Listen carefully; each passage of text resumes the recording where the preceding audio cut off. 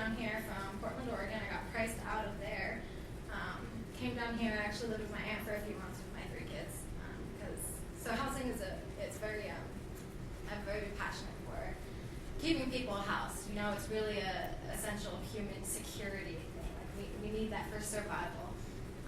So I came here. I finally found an apartment at Town Center Apartments. I didn't even qualify for it. Just by some miracle of God, I got this apartment. And on that day, she told me that it was going to get bought out. So I was going to get displaced again. So I think it was only a couple weeks later I learned about this housing task force, and I think I speak for a lot of people here and how disheartening it was that 3 out of the 5 members of the task force stand to profit off of whatever policies come out of this. And even more so that there was, I'm only assuming that everyone here is a homeowner.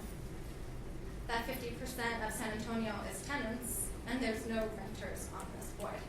That's right. So there's so much of San Antonio, the majority of San Antonio not being represented here. That's right.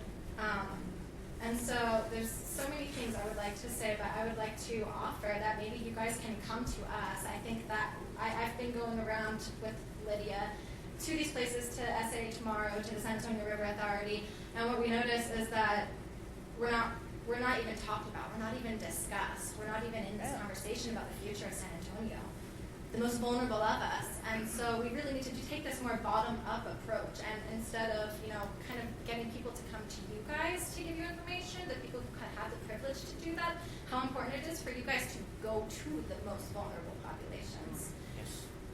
So if you would like, we've been meeting pretty much every week.